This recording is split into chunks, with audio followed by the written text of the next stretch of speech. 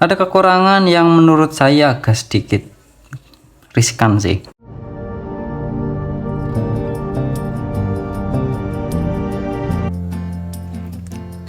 Assalamualaikum warahmatullahi wabarakatuh. Kembali lagi di channel Caiku ya. Kali ini saya akan sedikit review HP mantan flagship LG yang keluar di tahun 2019 ya. Jadi ini ada LG G8 10K ya. Kita akan sedikit bahas, masih layak enggak sih HP yang keluar tahun 2019 ini. Harganya sekarang 1 juta berapa? 1.800.000-an buat dipakai di tahun 2024 ya. Mengingat HP ini dulunya adalah HP flagshipnya LG ya. Kita sedikit bahas dulu ya dari segi bentuk-bentuknya ya. Untuk bentuknya belakangnya kayak gini ya. Belakangnya kayak gini. Di sini masih ada fingerprint bagian belakang dan ada dual kamera di sini ya. Ada dual kamera yang langsung di dalam kaca ya. Jadi bodi belakangnya ini menggunakan Corning Gorilla Glass 6. Ada dual kamera, memang ada versi yang 3 kamera, cuman ini yang dual kamera ya. Kemudian di sini ada flashlight, di sini ada tulisan G8 10K dan di bawah ada LG ya. Untuk build belakangnya ini lumayan mantep ya. Pakai Corning Gorilla Glass 6, jadi terasa banget file mewahnya ya. Sampingnya ini menggunakan aluminium ya. Di sini ada antenanya ya. Di samping sini ada antenanya. Di bawah juga ada antenanya. Sudah menggunakan USB Type-C 3.1 ya. Masih ada audio jacknya juga ini ya. Masih ada jacknya, dan di samping sini ada SIM tray, ada antena juga di sini, dan ada tombol power. Atasnya hanya ada antenya ya, kalau bagian atas ya. Untuk depannya sendiri ini kayak gini ya. Depannya kayak gini, menggunakan layarnya itu layar poni ya. Layar poni, dan saya kira HP ini banyak sekali fiturnya ya. Di harga yang 1 jutaan, walaupun ada beberapa kekurangan ya, nanti dibahas di akhir kekurangannya apa aja. Tetapi di harga segitu 1.800.000-an bisa dapat HP kayak gini dan menang banyak sih kalau menurut saya ya. Emang ini HP-nya Exinter ya, jadi masih ada resiko untuk terblokir sinyalnya ya. Untuk sinyal ini masih aman. Layarnya sendiri ini 6,1 inch menggunakan panel OLED ya, HDR10, dan kerapatan warnanya itu di 561. Jadi buat ketajaman warnanya ini oke banget. Ketajaman warnanya ini enak banget buat nonton video, buat gaming itu masih enak banget ya. Untuk depannya sendiri ini terproteksi Corning Gorilla Glass 5 ya. Jadi depan belakang itu menggunakan Gorilla Glass 5, depan 5 belakang 6. Untuk kamera sendiri belakang ini kamera utamanya di 12 megapiksel ya. Sudah ada sensor OIS nya dan juga 16 megapiksel ultrawide, jadi sudah support ultrawide ya. Untuk hasilnya nanti saya tampilkan hasil videonya dan hasil jepret-jepretannya yang jelas oke. Dan HP ini yang lebih menarik lagi ya, menggunakan chipset Snapdragon 855. Jadi Snapdragon kelas atas pada saat zamannya ya, dengan 7 nanometer. Tipe storage-nya sudah menggunakan UFS 2.1 ya. Itu sekilas spesifikasinya ya. Ini kita bisa lihat di DevCheck ya, di hardware. Di sini jelas banget ya, menggunakan Snapdragon 855 7 nanometer. Untuk GPU-nya menggunakan Adreno 640. Nah, ini displaynya ya, bisa dilihat ya. Ini di flashnya, ini di sini seperti ini ya PPI-nya ya, tapi spesifikasinya itu di 564 ya PPI-nya ya. Ini karena resolusi layarnya ya. Memorinya sendiri ini 6 GB ya. Jadi menggunakan memori 6 GB dan tipe storage-nya sudah menggunakan UFS 2.1. Jadi buat dari segi performa ini masih oke banget. Buat sosial media, buat gaming itu masih oke banget, dan bisa buat main game Genshin Impact ya. Untuk tes gamenya besok saya buatkan videonya ya, lancar atau enggak kita coba cek, bisa dapat berapa FPS buat main game Genshin Impact ya. Kalau si kamera ini oke banget, asli ini oke banget. Walaupun mungkin kameranya bentuknya itu di dalam layar, di dalam casing belakang kayak gini ya. Jadi ini casing belakang kayak gini ya, rawan terkena ini sih, kayak bekas-bekas sidik jari ini kan, kayak bekas-bekas sidik jari. Tapi dari hasilnya ini oke banget. Buat videonya juga lumayan enak ya buat videonya. Dan ada fitur yang menarik di HP ini ya. Untuk sensornya sendiri ini menggunakan Face ID, fingerprint, dan Hand ID ya. Jadi HP 1 jutaan ini sudah support Face ID, dan Face ID nya saya kira tergolong lumayan cepat ya, walaupun gak secepat kayak HP iPhone, tetapi Face ID nya tergolong bisa membaca cepat. Di tempat gelap pun juga bisa membacanya dengan cepat juga ya. Dan ada fitur yang menarik di sini ya, di extension, kemudian di air motion. Nah di sini ada kontrolnya ya. Jadi kita tanpa menyentuh layar menggunakan sensor yang ada di sini itu bisa membuka aplikasi dan capster. Nah seperti ini ya, capster tanpa menyentuh layar ya. Ini mungkin kalau misalkan kita gunakan buat saat kita mungkin masak atau mungkin HP-nya digeletakin kayak gini ya. Ini cuman kayak gini aja. Memang ini sensornya, nah ini kemudian ditarik kayak gini. Nah ini kan ada notifnya itu ya, jadi ada tampilan layarnya itu di HP-nya ya.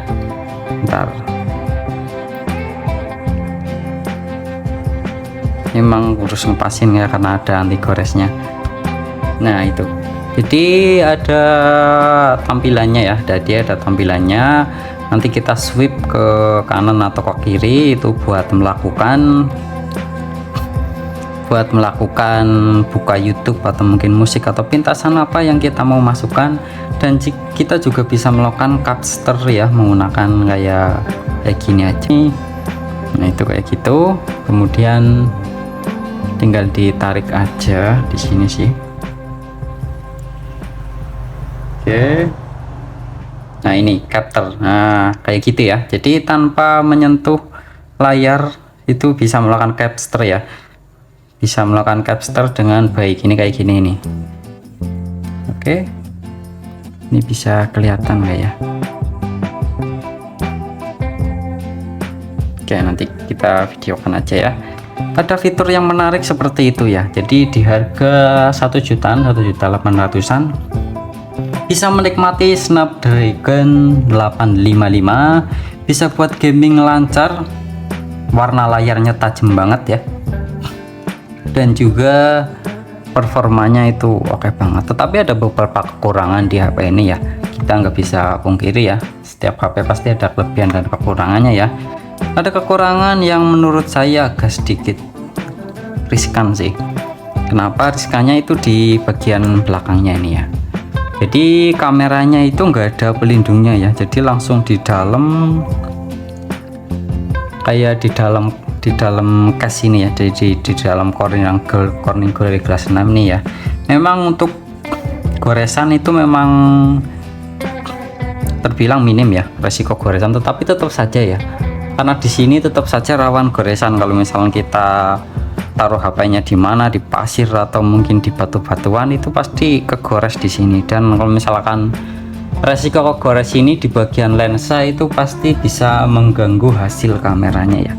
Itu kekurangan yang menurut saya agak sedikit riskan sih, karena posisi kameranya ini ada di dalam case belakang ya, ada di dalam Corning Gorilla Glass ya, cuman hanya terproteksi Corning Gorilla Glass 6 aja. Kalau HP-HP sekarang itu kan kayak ada pelindungnya ya, misal kayak ini HP Android ini ya, ini ada pelindungnya kayak gini. Jadi ini kan buat ngelindungin kaca lensa kameranya, dan kalau ini nggak ada pelindung lensa kameranya ya. Untuk dari segi bodi belakang sendiri juga masih ada fingerprint di belakang ya. Di tahun 2019 pada saat itu kan udah banyak yang menggunakan fingerprint di samping atau mungkin di dalam layar ya, dan itu saya kira bentuknya agak sedikit kurang kekinian lah, bisa dikatakan kurang kekinian. Itu kekurangannya di situ ya. Untuk dari segi layarnya ini pas banget di tangan, masih bisa kita gunakan dengan satu tangan ya.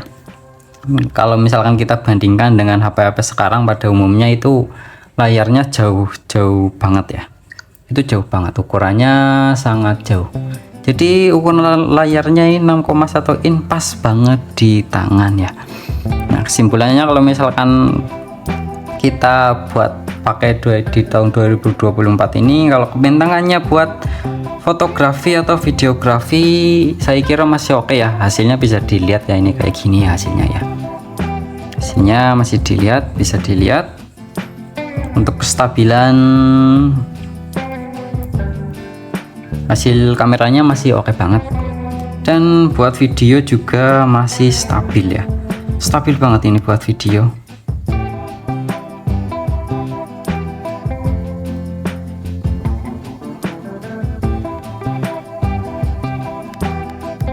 Mana ini videonya?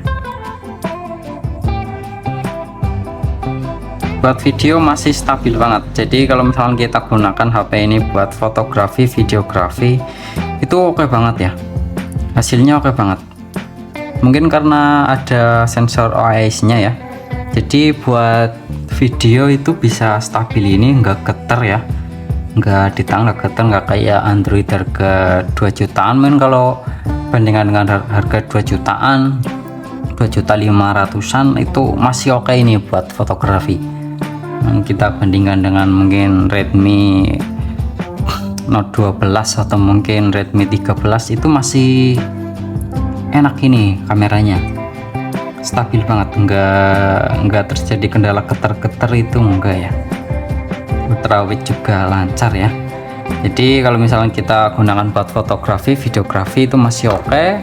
Buat gaming sendiri juga masih oke, masih bisa buat main game Genshin Impact. Kalau buat Mobile Legends itu pasti lancar lah ya. Tapi ya itu tadi, kalau misalnya kita pakai, kekurangannya itu di case belakangnya ya, di pelindung kameranya itu enggak ada. Dan juga ada kekurangan satu lagi yang menurut saya itu udah sedikit gawok ya, tetapi karena di Android itu masih aman-aman aja ya, nggak kayak di iPhone ya. Ini Androidnya itu hanya mentok di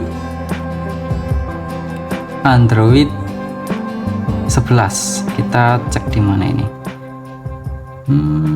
sistem phone. Nah ini ya, jadi Androidnya itu mentok di Android 11 ya, jadi nggak bisa up lagi ke Android 12 atau mungkin 13.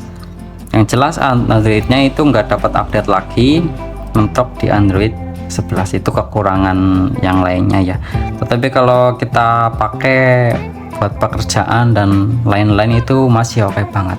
Dan baterainya sendiri ini juga nggak gede-gede banget ya, di sekitar 3500 mAh ya, dan bisa support wireless charging maksimal 21 watt.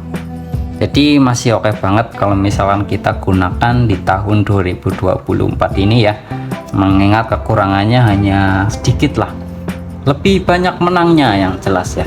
Di harga 1 jutaan dapat HP layar OLED enak, Snapdragon 855, performanya kencang, kameranya juga oke. Jadi sekian pembahasannya ya terkait HP LG G8 10K di tahun 2024. Semoga bermanfaat. Wassalamualaikum warahmatullahi wabarakatuh.